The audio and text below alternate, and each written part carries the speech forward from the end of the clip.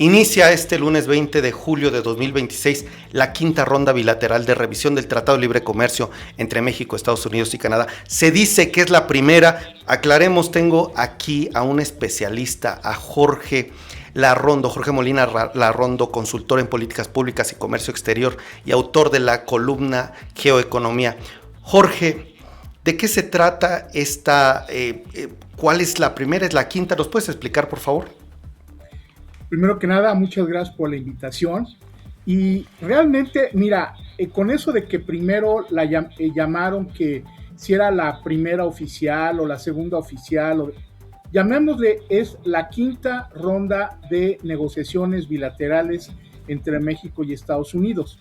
La primera arrancó en marzo, la segunda en abril, después hubo una tercera en mayo aquí en la Ciudad de México. El mes pasado se celebró en Washington y ahora esta es la quinta. Y es bilateral porque lo que ha quedado muy claro, sobre todo a partir de las declaraciones del embajador Jameson Greer esta misma semana en Aspen, es que Estados Unidos va a manejar la relación con México y con Canadá, con cada uno, de manera separada, de manera bilateral, en buena parte porque la agenda de seguridad nacional con cada uno de estos dos países es diferente, por lo que según él no tiene caso el sentar a los tres países al mismo tiempo. Ahora, por otro lado, también sabemos de que esto es lo que prefiere Trump para, según él,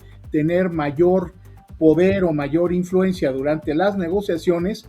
Pero por otro lado, Miguel, la cosa es que al manejar esto de manera bilateral va a hacer que el proceso sea más tardado. Entonces nos debe quedar claro, porque este es un punto muy importante el que nos dice, esta es la quinta ronda bilateral de revisión de este tratado. Ya nos explicó, desde marzo iniciaron, han estado marzo, abril, mayo, estos diferentes análisis, y creo que nos queda claro esto que nos explica. Ahora, quisiera preguntarle, Jorge, se dice que pues esta es la primera ronda de revisión después de que Estados Unidos nos dijera que no aceptaba renovar el TEMEC. ¿Qué piensa usted de esto? ¿Por qué hacer este énfasis en que es la quinta ronda? Mira, realmente yo creo que esto de que si es la primera después de la reunión ministerial o como tú lo quieras llamar, para efectos prácticos no creo que realmente es un tema de fondo, ¿no? Lo que sí es que de acuerdo a la agenda que se ha dejado ver más que nada por fuentes en Washington, esto va a ser la continuación de lo que se viene discutiendo durante las últimas 2 o 3 rondas. Esto es sobre todo temas relacionados con agricultura, más que nada temas aduanales, medidas sanitarias, fitosanitarias. Hay ciertas ideas por parte de algunos legisladores de Estados Unidos de incluir restricciones a lo que le llaman productos estacionales, o sea, ponerle temporadas para importación a algunos productos agrícolas mexicanos. Está el tema de reglas de origen, en donde no solamente se quiere por parte de Estados Unidos aumentar el contenido regional en el sector automotriz, pero también lo que ha dicho el embajador Greer es también aumentarlas en lo que tiene que ver con productos farmacéuticos, medicamentos y en productos electrónicos. Y tienes también por ahí, digamos, haciendo sombra, hay alrededor de 14 de las barreras no arancelarias que presentó Estados Unidos el año pasado, de las 50 y tantas que considera que todavía no se han solucionado y que le interesan. Entonces eso, y agregado con el tema de los aranceles, esto te da una idea de que en este primer jalón, en este primer proceso de negociación, nos podemos llevar de 9 a 12 meses. Gracias, Jorge, porque al final como consultor, como especialista, creo que pones el foco y la mirada en donde se debe. Nos dices, bueno, este tema inicial que es la primera, la quinta, eso no es de fondo, no es lo sustancial, nos queda claro ya qué está pasando en este contexto, para más allá de que sea de fondo o no, creo que hay mucha claridad, pero además me respondes una pregunta que ni siquiera te había hecho, que además es, ¿cuáles son los temas prioritarios? Me dice agricultura, reglas de origen, el tema farmacéutico, los electrónicos. Yo quiero preguntarte, para aquellos que no somos expertos, ¿cuál sería lo que se juega México? ¿En dónde está el foco? ¿Cuáles son los 2, 3 temas que tú bien me señalas ya aquí precisamente algunos temas principales, pero ¿qué se juega? ¿En dónde México no debe ceder? ¿En dónde sí? ¿Dónde pondrías tú el foco? Déjame, Miguel, responderte en dos partes. Primero, lo que te platico ahorita de la agenda no significa que son todos los temas que por lo menos Estados Unidos y a los grupos del sector privado de ese país les interesaría incluir, porque en la audiencia que se hizo en diciembre, que organizó el USTR como parte del proceso de consulta pública, salió de que hay interés también por incluir un capítulo sobre inteligencia artificial, revisar el mecanismo de solución de controversias a raíz de la reforma judicial aquí en México y también, por ejemplo, incluir vamos a llamarle un mecanismo que sirviera para filtrar los nuevos proyectos de inversión en toda la región, no solamente en Estados Unidos, sino también en México y Canadá, obviamente con la intención de minimizar la presencia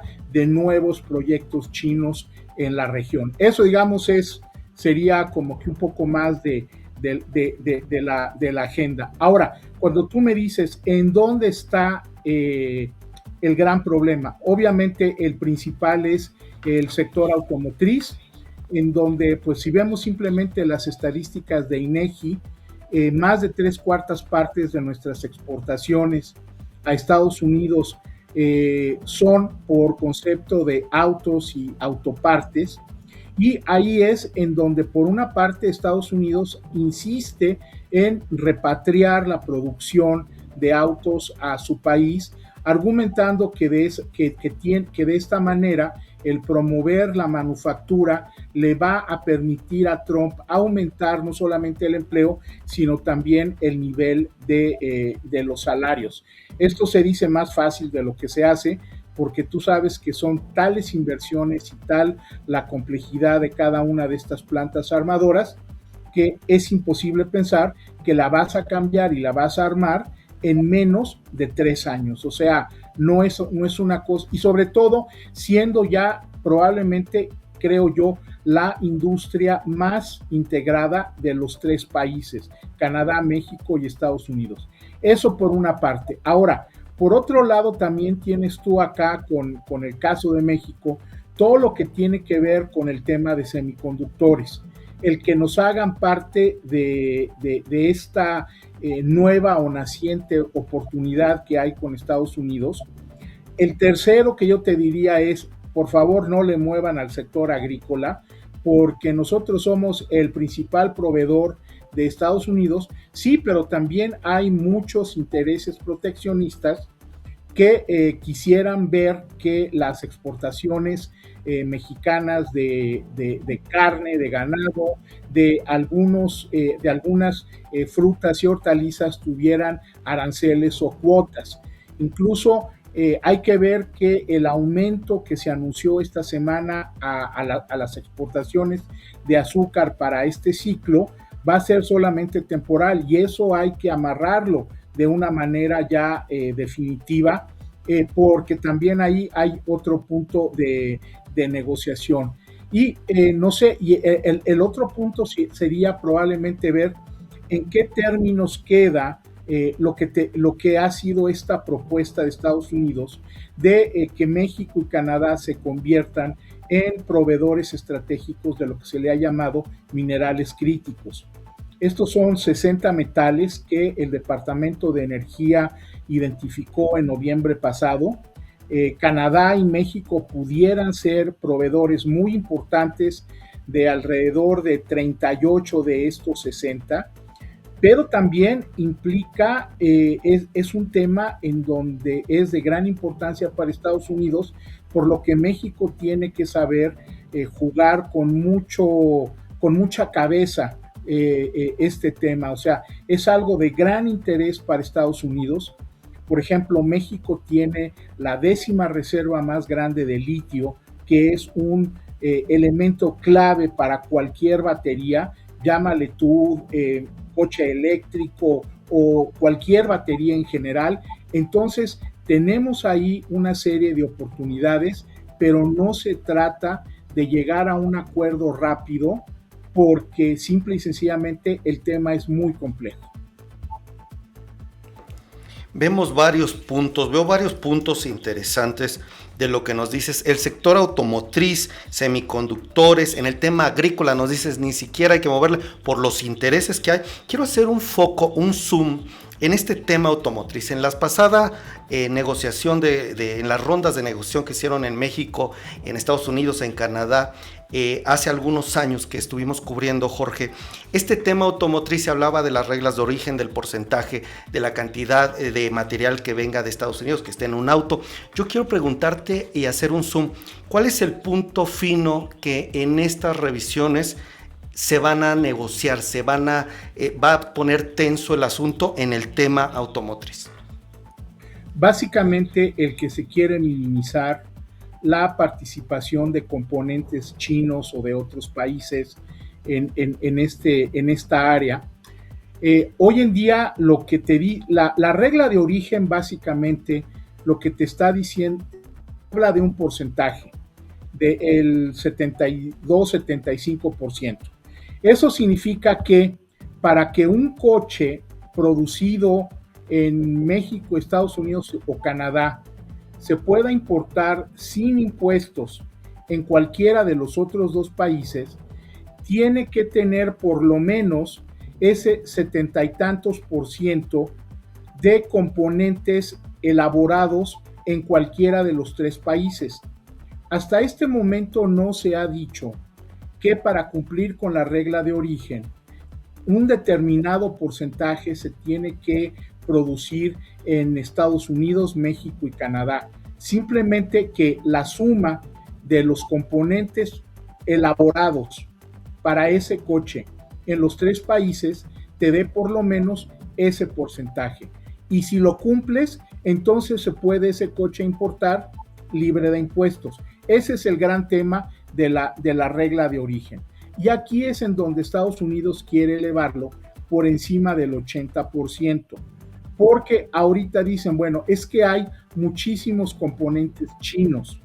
Sí, pero aquí hay que ver otras dos cosas. Primero, la especialización que hay en la industria automotriz es tal que tú no puedes iniciar o pensar en que vas a tener una planta que te produzca aquello que necesitas en 6 meses o en 1 año, incluso en 2, por la tecnología, por la mano de obra, por muchas cosas, y hasta por las patentes que necesitas. Entonces, Estados Unidos sigue apretando, diciendo, es que esto es lo que le da parte del superávit a México y a Canadá.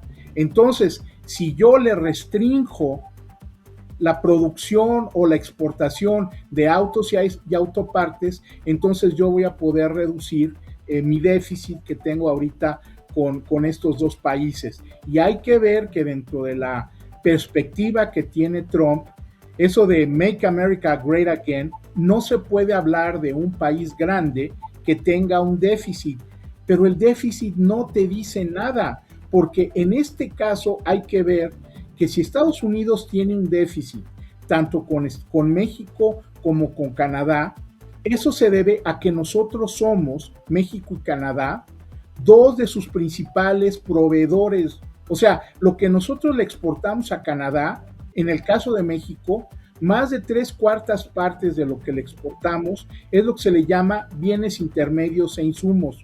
O sea, son productos que tú utilizas para seguir produciendo. Entonces, eso de que vamos a reducir el déficit de la noche a la mañana es imposible, porque si nosotros dejáramos de exportar lo que estamos exportando ahorita, la consecuencia sería que la industria de Estados Unidos sería la que se vería afectada, y no es así como tan fácil de encontrar sustitutos de la noche a la mañana, porque todo lo que nosotros mandamos y lo que Canadá manda, en este sentido de bienes intermedios, o bienes semiterminados, es de acuerdo a las especificaciones y a las normas de calidad que piden las empresas que son clientes de las empresas mexicanas y canadienses. Entonces, no nada más es reducir el déficit así por decreto y de la noche a la mañana va a suceder. Me queda claro y creo que eres muy preciso y además claro en lo que nos explicas. Nos dices, es imposible reducir el déficit, y además me recuerdas un poco lo que decía también la presidenta, que tiene de aliados a los empresarios en Estados Unidos. Tú nos dices que uno de los principales impactados sería justo la industria. Quiero preguntarte algo, todavía retomando este tema de la regla de origen. ¿Cuáles son los escenarios probables que tú ves, Jorge, como especialista? Es decir, más de 80%, bueno, eso es ya algo que nos estás comentando, pero fragmentarlo, decir Estados Unidos va a tener el 40%, México el 30%, ¿ves algún tipo de porcentaje? ¿Ves algún tipo de... qué escenarios ves? Mira, estás hablando de un dolor de cabeza, básicamente, cuando estás queriendo decir de que cuánto le tocaría a cada país, porque entonces eso restringiría aún más las posibilidades de comercio de México y de Canadá. Estados Unidos quisiera, y eso digo, quisiera que el 50% de los componentes de un auto fueran estadounidenses. Eso es, digamos, su deseo, pero no necesariamente tiene la capacidad por ello. Entonces aquí, por eso te digo, veo una negociación larga, difícil, muy tensa, porque además, como te digo, no es simplemente el decir, a ver, vamos a mover una planta de aquí, por ejemplo, lo que pasó con Toyota o demás. Ahí estamos aquí hablando, por ejemplo, de autos eléctricos, estamos hablando de ciertos modelos que tienen más o menos venta, etcétera. Pero ya para hablar de todos los componentes para una industria, es por eso que se vuelve tan difícil. Entonces, te digo, el sueño de Estados Unidos nos va a pedir que sea la regla que esté por encima del 80%. Quieren pedir incluso que el 50% de todos los componentes fueran estadounidenses. Sí, pero hay que ver también que en la actualidad la industria en Estados Unidos no sería capaz de poder producir todo lo que está pidiendo en este momento el USTR en la mesa. Está limitada, incluso la industria no es capaz de producir, nos dices. Pues me queda muy claro. No, y fíjate que también incluso en cuestiones de mano de obra, esa es otra cuestión que ha salido, de que si se movieran todas estas plantas que quiere Estados Unidos, tanto de México como de Canadá, a territorio estadounidense, el mercado laboral en Estados Unidos no tiene ahorita como para cubrir todas esas plantas, y menos todavía con las restricciones de visado que ha implementado Trump en este año y medio, en donde limita severamente incluso la entrada para científicos o para personas que tienen alguna capacidad técnica excepcional. Quisiera, antes de tocar el tema farmacéutico, quisiera hacerte una pregunta también, un poco más, ya no tanto tan técnica como estos temas que manejas. Quisiera escuchar, conocer tu perspectiva, sí como consultor, pero tomando ya en cuenta temas geopolíticos y demás. Por ejemplo, ahorita me dices este tema de la regla de más del 80%, que el 50% fuera Estados Unidos. Me dices, prácticamente es imposible, y además me dices que los impactados sería Estados Unidos. Creo que hemos visto un poco esto en la lógica, en la negociación de Estados Unidos, que a veces no responde a cosas reales, sino más bien a política, a temas de otro tipo de negociaciones. Yo quiero preguntarte justo eso, o sea, si estamos viendo que el impacto podría ser para la planta empresarial en Estados Unidos, que hay temas que serían como el déficit, este tema de la regla de origen que es complicado y más para ellos que para nosotros, sería un impacto directo para Estados Unidos. Mi pregunta aquí sería, ¿qué es lo que realmente ves que se está negociando? O sea, ¿por qué esta presión de Trump? ¿Qué es lo que está haciendo con mover todas estas piezas? La respuesta no es corta. Entonces, ¿qué está buscando Trump? O sea, por una parte, él, ya ves que él quiere reinventar el hilo negro, entonces dice que por una parte, el sistema que ha venido funcionando desde el final de la Segunda Guerra Mundial, lo que conocemos como el sistema internacional de Bretton Woods, pues que simple y sencillamente ya debe de mandarse al archivo, al bote de basura, porque los trabajadores en Estados Unidos han sido los afectados. Los exportadores de Estados Unidos han sido sujetos al abuso de prácticas ilegales por parte de México, Canadá y de otros países. Entonces, desde la campaña, él elabora o su equipo elabora un documento que se llama el Project 2025, el proyecto 2025, que ha servido como la hoja de ruta para su segundo mandato. Y ahí donde habla de comercio, en el capítulo 26, por cierto, es un mamotreto como de 900 cuartillas, por si tienes un día problemas para dormir, resulta que dice, el régimen de libre comercio ya no nos sirve en Estados Unidos. Tenemos que pasar ahora al régimen de comercio justo, from free trade to fair trade. Entonces, ¿cómo vamos a hacer para ajustar o corregir esos abusos o esos problemas que hay? Pues a través de aranceles. Oye, que eso le va a pegar al consumidor de Estados Unidos, eso no lo quiere entender. Eso lo ve básicamente al entender que Estados Unidos es el mercado más grande, la economía más grande y que hay un interés del resto del mundo por hacer negocio con él. Entonces, yo te aplico aranceles de manera de crear un elemento de presión que mientras no lo pase por el Congreso, lo puedo yo estar subiendo y entonces estar generando este tipo de presiones. Por eso utilizó los aranceles que luego se dijeron que eran ilegales en base a esta ley de poderes económicos internacionales de emergencia, la famosa IEPA, y que los echaron para abajo. Ahora el próximo jueves 23 a la medianoche, antes de que empiece el viernes 24, caducan estos otros aranceles de la sección 122 de la Ley de Comercio y la intención es sustituirlos con otros dos que nos pegarían a nosotros en México, que es un arancel del 10% por lo que ha llamado producción con trabajo forzoso y otro que todavía ni siquiera se ha definido por lo que ha llamado exceso de capacidad productiva, que es un invento básicamente pensado en China.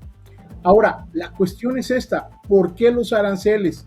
Como una manera, básicamente, como te digo, de presionar a otros países. Pero lo que todavía tampoco ha querido entender es que otros países pueden tomar represalias, como lo ha tomado Canadá, como lo ha tomado China, pero esto es algo que dentro del equipo de Trump no, ¿cómo se llama? No existe, o sea, no se quiere ver. No se quiere ver, básicamente. Entonces, de ahí, de que sigue con esta idea y que por eso también, por otro lado, a él, la parte de los aranceles es una atribución del Congreso de acuerdo al sistema político de Estados Unidos. En la Constitución, en el artículo 1, sección 8, párrafo 3, concretamente, se dice de que el comercio es la atribución del Congreso, pero hasta ahorita Trump ha logrado evitar que el Congreso intervenga. ¿Por qué? porque tiene una mayoría, una ligera mayoría republicana en ambas cámaras, lo cual va a cambiar ahora que vienen las elecciones del 3 de noviembre. Entonces, mientras tú dices, bueno, ¿por qué los aranceles como una medida de presión? ¿Hasta cuándo? Básicamente yo te diría, hasta ahora, hasta las elecciones de noviembre. Por eso es que, por ejemplo, el discurso de ayer jueves diciendo de que las elecciones han estado arregladas y que ha habido interferencias chinas y demás. ¿Por qué? Porque empiezas a cacarear el huevo desde ahorita de que puede haber algún tipo de injerencia en las elecciones para decir que si los demócratas ganan en noviembre, entonces él va a decir, espérate, hubo fraude, hay que...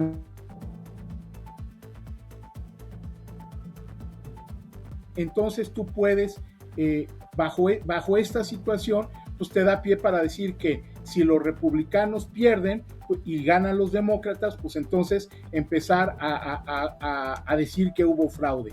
Y en este momento las expectativas son que por lo menos los demócratas van a recuperar la Cámara de Representantes y dependiendo de cómo se terminen de acomodar los candidatos para el Senado, entonces incluso pudieran llegar a recuperar también el Senado.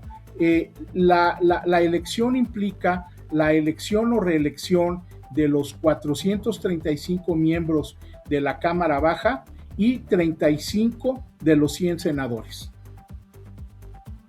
Creo que nos dejas de verdad con mucha claridad saber no solo esta visión, lo que está en juego, cómo lo perciben, qué temas no quieren entender. Creo que me lo has explicado todo de una manera muy, muy clara, Jorge. Amigos, estamos platicando con Jorge Molina Larrondo, consultor en políticas públicas y comercio exterior y autor de la columna Geoeconomía. Quisiera cerrar con un tema. La industria farmacéutica también es importante, genera inversiones, exportaciones a diferentes partes del mundo.